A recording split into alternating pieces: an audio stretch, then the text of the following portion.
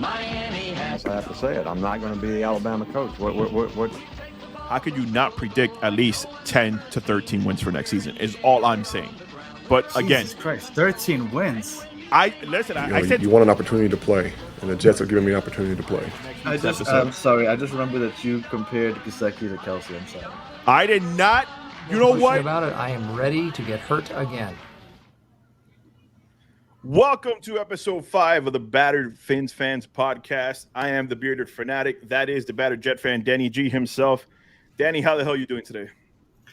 I am doing pretty good. I can't complain. My Jets won yesterday, 500 for the first time in forever. So I'm doing good. How about yourself, sir? Well, you started off with that, so you just ruined my day a little bit just knowing that your Jets won this past Sunday. But alas, sir, we did come off of a loss on Thursday. But before we get into that, I said, let me reach out to a certain ex-Dolphin player that I follow on Twitter. And I said, hey, would you want to come have a conversation about this team with us? He was more than happy to do so. And I'll be telling you, I've been geeking out since he said yes. And I'm super excited to bring him onto the show. And I'm pretty sure now you know who he is because, I showed him to you in the lobby. You had to, you came into knowing the football existence a little bit later in your career, unlike me. But, dude, I've been telling you for a week now. I'm super geeked out about this. Well, I because I got into football a little later than Manny did. I wasn't didn't have the pleasure to watch Mr. Richmond Webb on the field. But thank you for joining us, Mr. Richmond Webb. How you doing? Gentlemen, how y'all doing? Glad to be on the show. Thanks for having me. How y'all doing? Listen, we are obviously he's doing a little bit better than us Dolphin fans are this week. But ultimately, I'm excited. I'm stoked. I'm going to tell you, I'm a little geeked out right now because, again, I know who you are since 1990. So it's like I'm going to try to compose myself, but I'm going to do as good as I can. You good? We're going to have some fun. It's going to be an easy show. So we're going to relax and talk football, and that's always easy. So I'm in good hands. I'm in good hands. So. All right. Good to hear. All right. Well, obviously, for those who don't know, big man Richmond Webb, left tackle, used to protect, for me, the greatest quarterback of all time as far as passing goes, Dan Marino. You were drafted 9th overall for the Miami Dolphins. You played 11 seasons with the Dolphins. You started almost every single game as a rookie. You only gave up 2 sacks that year. When it comes to what you look for in a left tackle, it's like you are the epitome of that. And I'm sure that people have gassed you up before, and it's all merited. But my first question to you is, I guess from a player perspective, how does the Hall of Fame voting work? And the reason I ask you that is because I feel like you, as being as prominent of a left tackle as you were, the amazing career you had, the litany of Pro Bowls that you had, I feel like you and Zach Thomas, when it comes to not being in the Hall of Fame, are kind of like the biggest snubs from not being in the Hall yet. Do you kind of know how that voting works? I do know they come out with an annual list of 125 guys, and we consistently make that list. And then from there, you go semi-finalists, finalists, and from the finalists, I think it's 15 finalists. And then from there, they select, I'm going to say, approximately 6 players. It might be a coach or announcer or something like that. But the fans do get a vote. That I think the players that's actually in the Hall of Fame get a vote, and the media gets a vote. But I think the media vote is weighted much heavier than the fan vote. So that I'm not for sure on that, but I think this has kind of structure. Okay, and that would make a little sense if it was media driven that had the bigger, because I'm sure it's like a lot of us are big sellers on that you should be in the Hall. Believe me if I'm wrong, Kuchenberg is a finalist this year as well. Zach Thomas should definitely be in the Hall. So those are, if it was media driven, I think you guys would have been in there many moons ago. But that's just my point of view. Danny, any questions regarding that?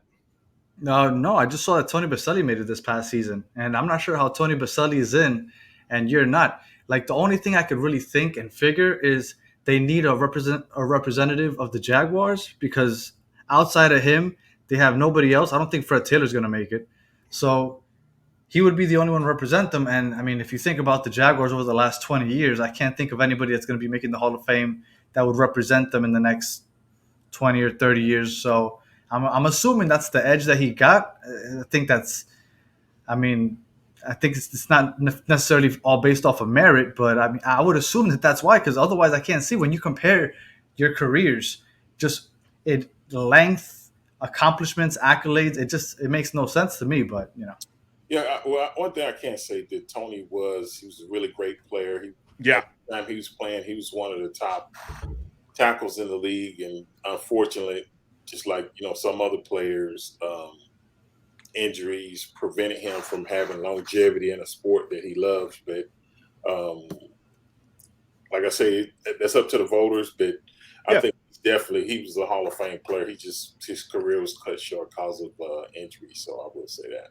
No doubt on that. I love Tony Boselli growing up. I thought he was an amazing left tackle. And then obviously Houston thought enough of him that when they had their inaugural draft, they drafted Tony Boselli to their team. So when they had the expansion draft, that was their first pick. So even at that point in his career, that's how much they regarded Tony Boselli, that he was an amazing left tackle. But nonetheless, I think he should be in the Hall. We'll leave it at that. But like you said, you came to talk some football. And unfortunately, and we won't spend too much time on the Tua injury, but we all saw Thursday Night Football. And leading into that game, my conversation with Danny was the offensive line for the Cincinnati Bengals, I felt were going to be a letdown against our front four. I thought that we would have the strength in that game going into it. We didn't. I think we only got to him one time during that game. Not having not having Tua in the game, I think affected. But even while he was in there, I felt like he was trying to force a lot of things downfield, just trying to get that offense going, because long and behold, the week before, basically the Miami Dolphins defense was on the field for about 42 minutes. So they came into this game exhausted. And I know that he was trying to do everything he can to keep them consecutive drives going and going. But ultimately, when you saw what happened to Tua, I guess, what was your mindset as a fan first and then as a player? Because always as a player and a fan, I could tell you that when I saw the injury, I didn't care what happened after the game. Like I texted him right away and I go, win or lose, I don't care anymore. That was devastating for me to watch. And I could just imagine that both his mom and dad were in the stands too.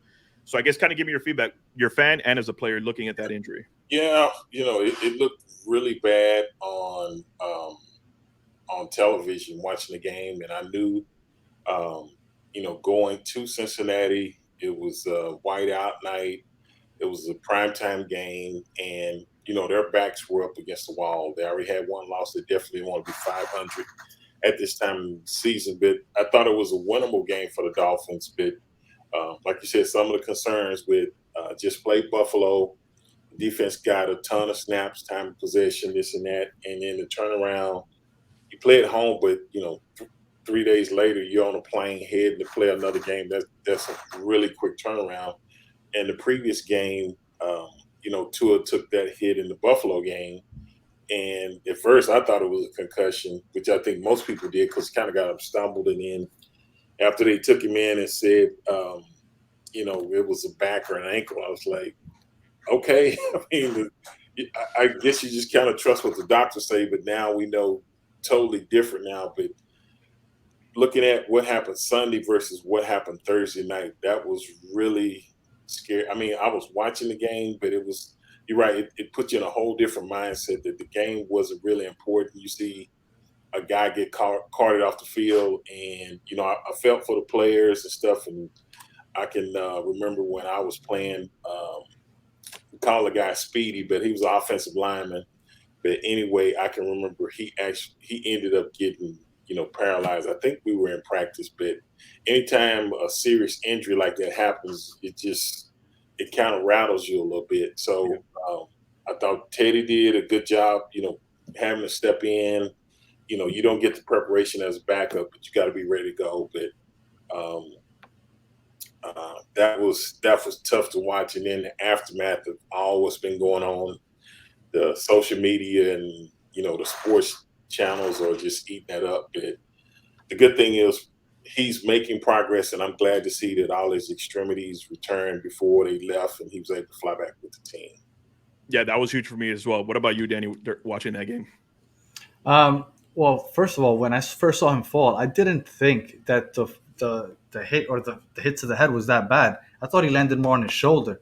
So when he kind of just just tensed up, or his hands tensed up, I was really confused as to what I was watching. Obviously, once the stretcher came out and everything, you realized it's another blow to the head. And then you kind of start thinking back to Sunday. I mean, that was the first thing I texted you. I was like, you know what? They're going to connect these two events, and there's going to be a lot of talk tomorrow. And I was assuming, but it wasn't even as much as it ended up being worse than I thought as far as the media attacking the Dolphins. Now, when they said that it was a back injury, there's been some people that come out and have speculated that the reason they said that is because even if he's going to pass concussion protocols, it would take longer than 4 days to pass those concussion protocols. So he would end up not being able to play against the Bengals, even if he didn't have a concussion, because it would take too long to pass those concussion protocols. So some people are speculating that that's why they announced as a back injury. And I also think that it's kind of weird that they said that they were going to investigate what was going on, but the investigation goes longer than the Thursday night game. What if you investigate and find out that something was really actually wrong? Like at that point, it doesn't matter because he already played that game on Thursday. Right. So a lot of weird things going on. But again, I don't fault the Dolphins for trusting their doctors. I mean, if the doctors tell you that he's good, I would hope that Mike McDaniel and the staff would care enough about the player, which I would assume 100%. that for the most part they do. It looks like they have a good relationship. I would assume that you care enough that you're going to keep him out if he can't play. I did think that it was a bad PR move as far as bringing him back on Sunday, because I was shocked when he came back into the game. After the way he stumbled and almost fell over, I could not believe that he came back to the game. So as far as the way it looked, I thought that it wasn't a good look. But the way he played, obviously, it didn't look like he was out of tune. It looked like he was perfectly in tune. So, that Thursday night game, I knew it was going to get linked to Sunday. And it's unfortunate because I really think that Tua was starting to hit a groove, and this offense was starting to hit a groove. And that's kind of how I felt about it as well. Just like how you said, Rich, I saw him go down. I saw when they showed the replay that he did take a bad shot to the back, trying to rush it into the goal line earlier in the game. I'm like, all right, maybe you put 2 and 2 together. But the way he came out in the second half, hitting those 2 big third down conversions, I said, all right, maybe it wasn't a concussion. But alas, he's getting better. That's the best part about it. But let's go ahead and talk. Let's talk about the loss now. We were in that game, Rich, and we were in that game with a quarterback who had no snaps coming into that game. They gave Tua all the prep. Obviously, he knows the playbook. He's been in there since the preseason. But there's a big difference with knowing the playbook and actually running those reps throughout the whole week. The majority of those reps did go to Tua. So when I watched the game, I looked at it from, all right, obviously the playbook's going to be a little bit condensed. He's not going to have everything at his disposal. But I thought for what they gave him, I thought he really did a good job. And even that interception at the end of the game, it was an interception, in my opinion. I don't know if you saw the replay. But for me, it was an interception. But I think at that point, even if it was, I think he was just trying to make a play to get him in the game. Because they were basically in that game with 2 minutes and 38 seconds left. But what was your take on what you saw from Teddy B? Like I said, I understand exactly where you're coming from. As a backup, like I said before, the starters are going to take 85 to 90% of the reps, especially during their time. If you're on offense, you're going to get the majority of the reps. So as a backup, you can't just sit back and not do anything. You have to be mentally prepared. Right. But it's different when you're taking the actual reps, getting the timing with the receivers. You're actually getting to scan the defense as a quarterback and go through your progressions and say, oh, this and that. And you listen, like, say, if Tua, say he hits Tyreek Hill and they say, well, hey, Gesicki was really who you should have hit on this one.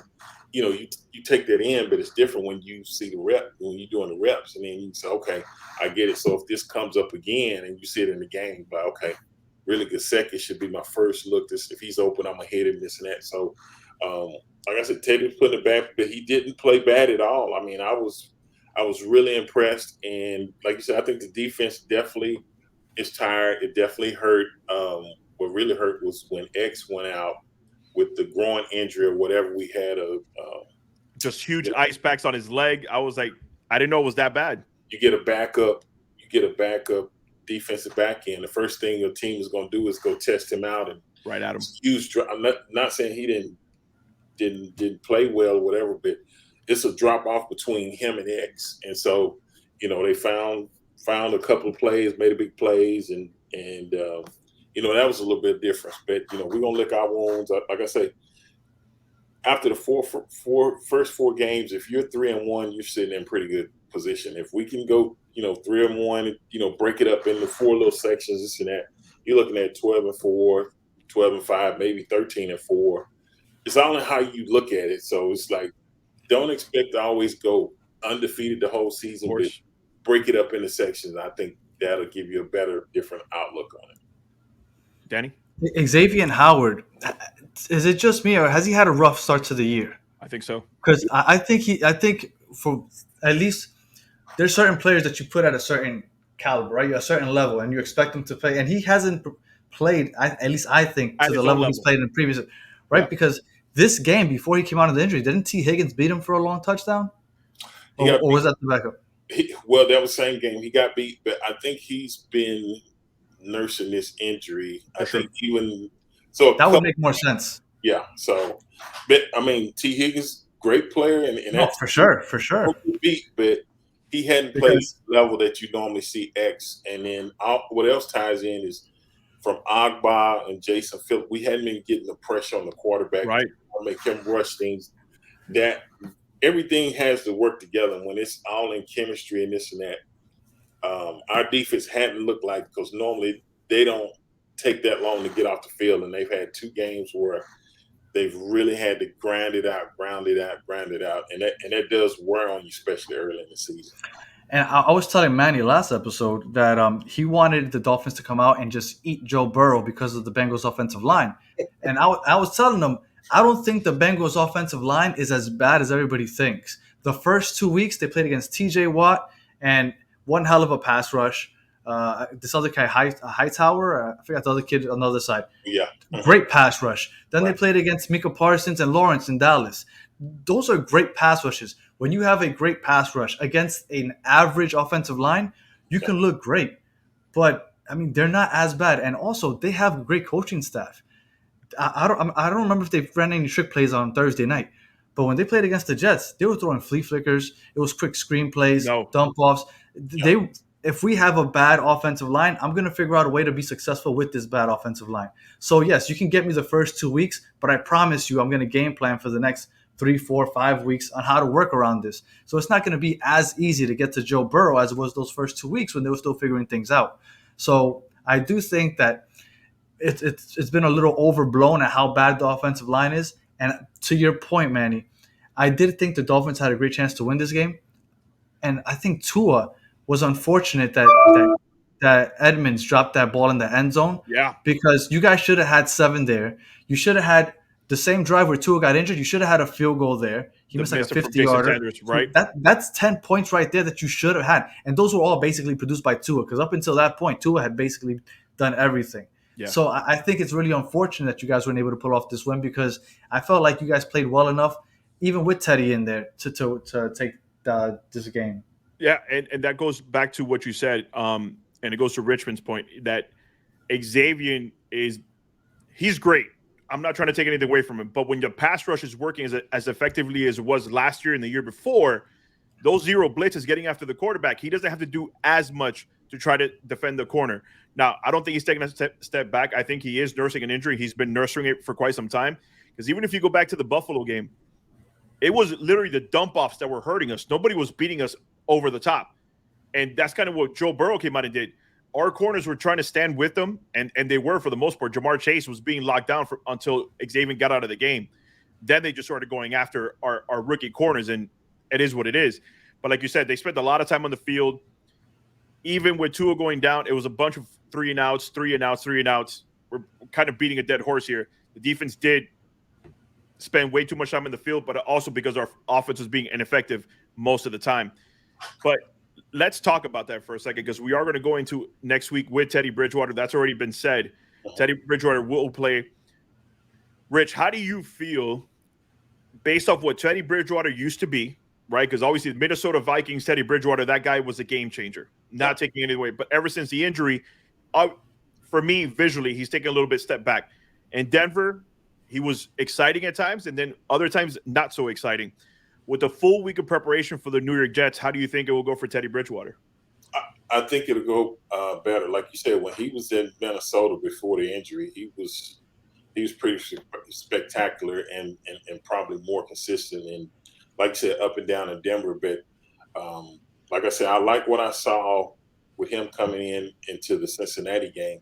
But the other factor that I like is I really like Mike McDaniel's offense. And it seems like he looks and sees what puts a player in the best position to get the most productivity out of him. And we saw that with Tua.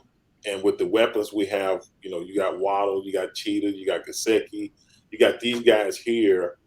He's going to call plays that, Tua was left-handed, but Teddy's right-handed. So might do a little bit more stuff to the right, stuff like that. But I love his offense, man. It's exciting. It's exciting. And it was when he was at 49ers. So I'm not concerned at all. I think Teddy will do fine against the Jets. Do you think you guys are going for the home run ball a little too much, though? Because I feel like maybe you guys are losing a little bit of patience. Because I feel like you guys are going deep a lot more often than I thought you would.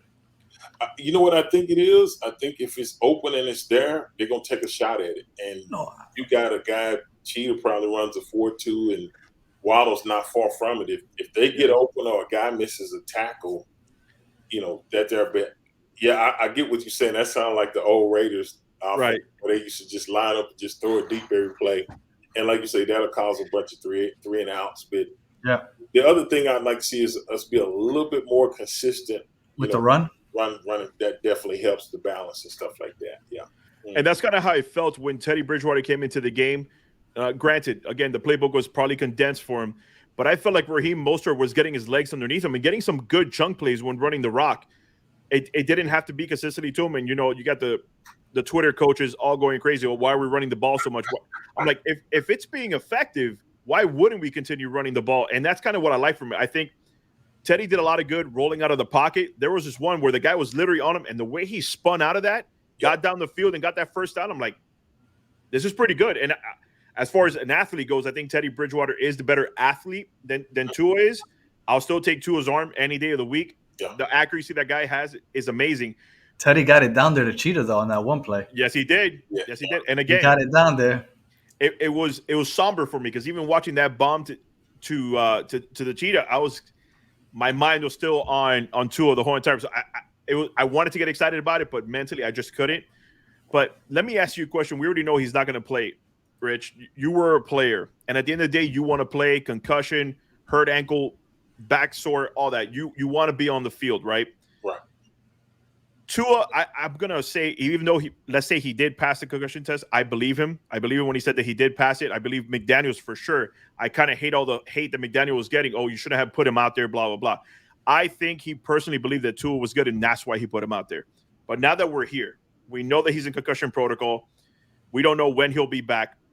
But if he cleared every single test leading up to this game, would you even play him this week? Or how long would you keep Tua out if you were the head coach of the Miami Dolphins? Yeah, I definitely, even if he passed it, I definitely wouldn't play. I would give him an extra week. I think we got 10 days to prepare for the Jets. And like you said, we saw really good things from Teddy Bridgewater. So it gives you confidence to say, okay, if we need to rest him for an additional week, it doesn't hurt because we feel we're in good hands with Teddy. So that's the last thing. And just say he was, like you say, passed it, protocol, this and that. He goes out, plays well, and doesn't get a concussion.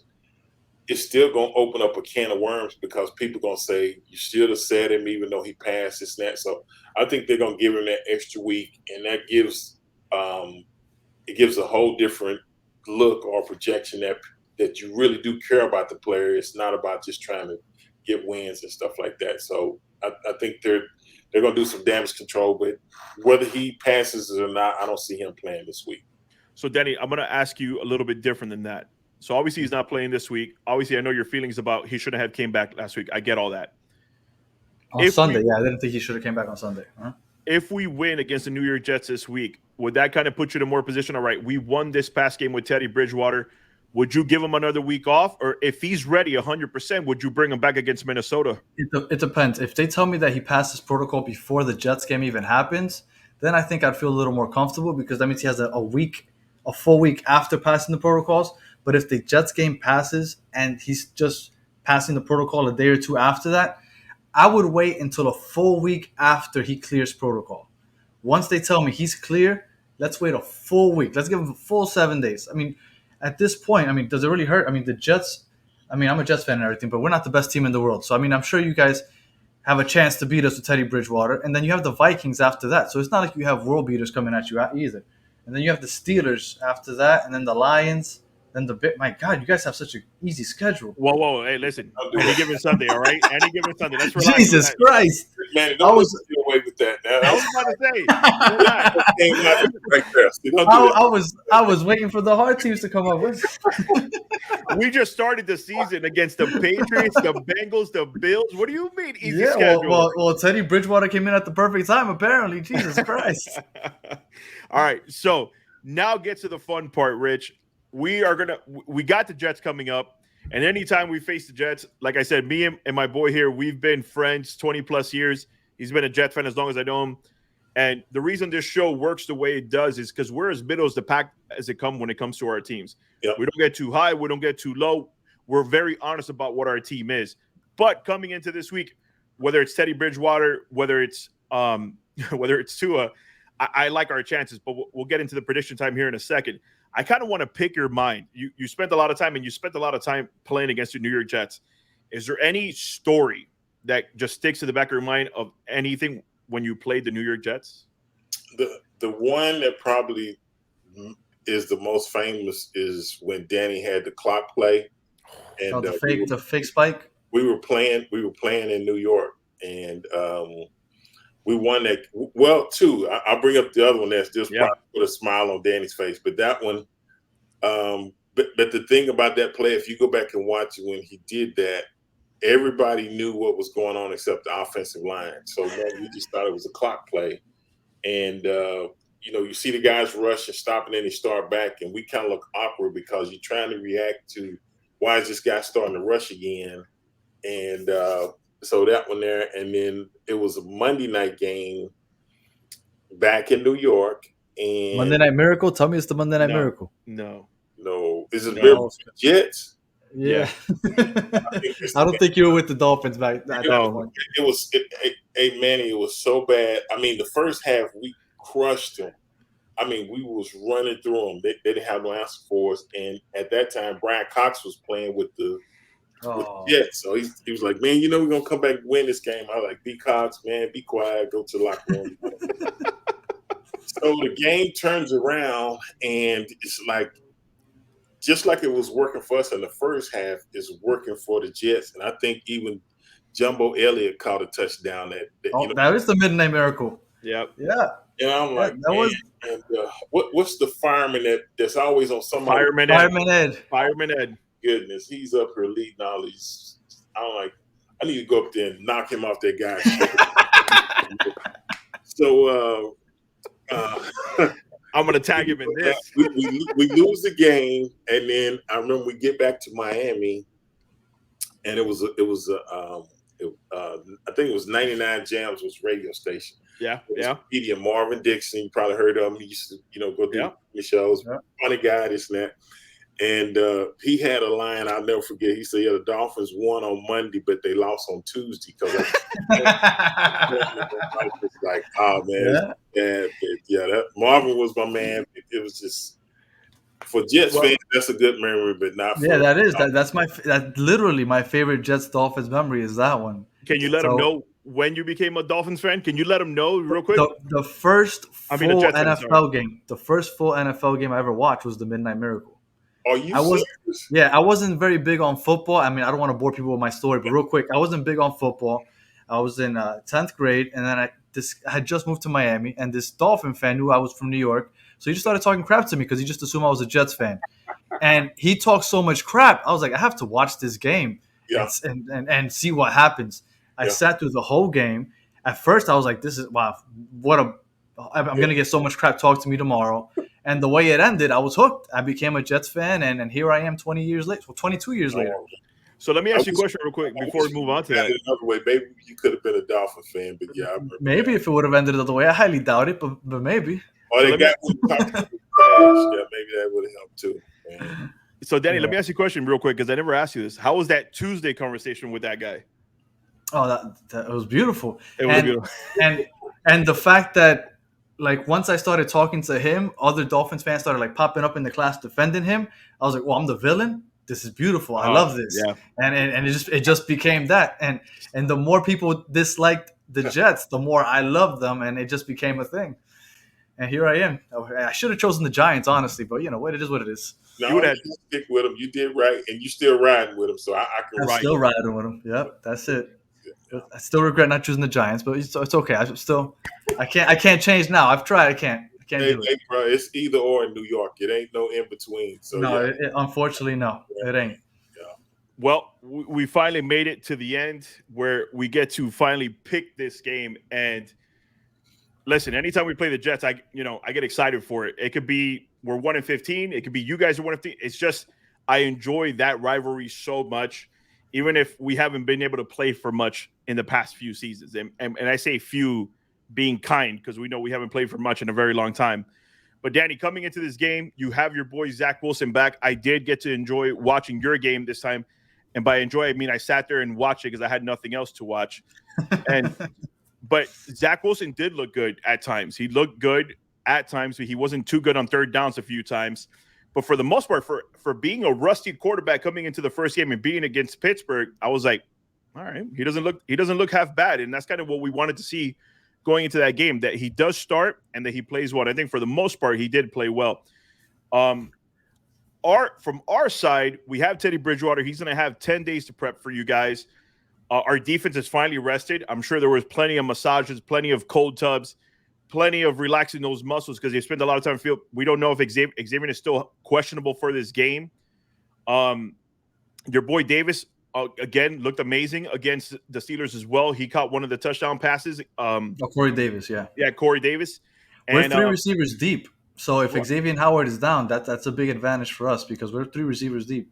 Braxton Berrios looked good as well. One of the things you mentioned last week was Tyler Conklin. Maybe he's not going to be as effective. He wasn't as effective this past week, so good call on that. But for the most part, we are playing on the road, so I don't want to be too overconfident. So my score to use is going to reflect that. I think that we do win this game, but I think it's going to be closer than what people expect. I kind of see the kind of score how you guys just had against the Steelers. Maybe one possession, maybe 3 points. I'm thinking more of a 20-17 game that we win on the road, but that's kind of my feelings on that before we get to Rich, because I really want his view on it. What do you think for this upcoming week? If you guys keep, because I've been watching you guys obviously all year, and you guys bring that zero blitz quite often. You live by it, you die by it. Even when it doesn't work. Right. Zach Wilson was pressured 70% of the time this past game. He was running around basically the whole game. He only got sacked once. So he can make plays with his legs. Yes, he if can. you guys are going to bring the zero blitz consistently, I think that bodes well for us because Zach Wilson can get out of the pocket and he could produce with his legs. So I do think that we're going to squeak out a win. And I say that knowing that it seems like whenever the Jets beat the Dolphins, it's in Miami because it feels like whenever the Dolphins go to New York, it's like it's impossible to beat you guys. And I'm not sure what it is, but I can't remember the last time we beat you guys at home. But it's the MetLife takeover. Yeah, okay.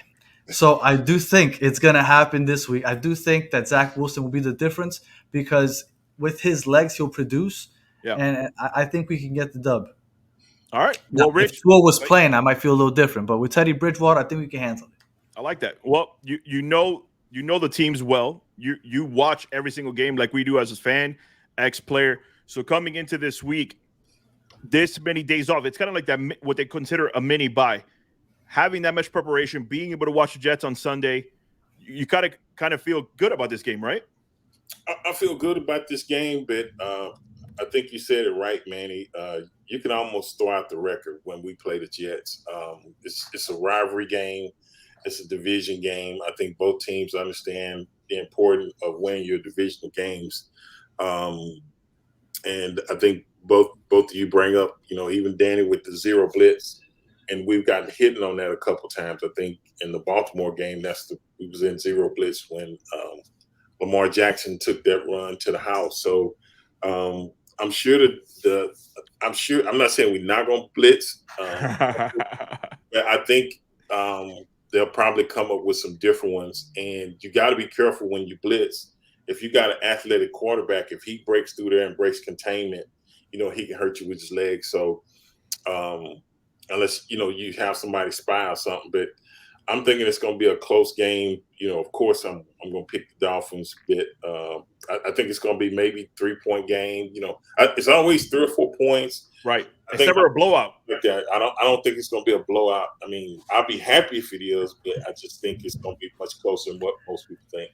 Xavier Howard's availability is going to be the difference there, because if you guys start blitzing, and I'm not exaggerating, I don't want to tout up too much our receivers, but we have 3 legitimate great receivers: Elijah Moore, Garrett Wilson, and Corey Davis. If you guys don't have Xavier Howard and you guys are bringing the house for a blitz, one of those 3 is going to get free. And Zach Wilson can buy enough time with his legs to find one of them for a big play. It happened against the Steelers, and I really think that Xavier doesn't play. That's going to be huge.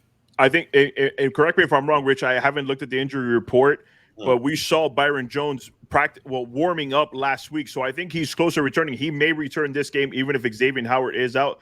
We'll obviously look at that as well. But if you have X and Byron Jones on the field, and then you have Darth Kohu, as they're calling him, at the nickel right now, he's playing great ball. You still have Nick Needham out there. I think that will at least put our defense back at full strength. If that's the kind of we go into, I feel even more confident about getting that victory. Yeah, and he brings up a great point with X. I think if X is not able to go, like you said, Jones should be coming off IR, and that'll definitely help it. If most teams know if X is not playing, you got a backup in there, and that's going to be the guy that if they find him in single coverage, that's going to be they're going to attack him to see if he can hold up against, like, they got good receivers. So, like Danny said, they're going to go after him. But I think if X is not in there, I'm not saying we won't blitz, but I don't think they will just all out blitz all the time, because you got to have the cornerbacks to play that. And when you got good receivers, you can't just leave them exposed like that. More cover too is what you're kind of saying. Like, we can't go man to man, especially if we don't have X on the field. So you're thinking more cover 2 against the New York Jets. Yeah. I will tell you, if you guys need a reason to feel good about your chances, I will tell you that we have lost our top 4 tackles. So we are playing with our 5th and 6th tackles. Well, no, let me change that. Not 5th and 6th tackles. Our 5th tackle and our right guard has moved to left tackle. So we're hurting at the offensive line. We're keeping a lot of tight ends to have block, where we got the running backs chipping off the ends. So we're doing everything possible. There's a reason why Zach Wilson was running for his life last game.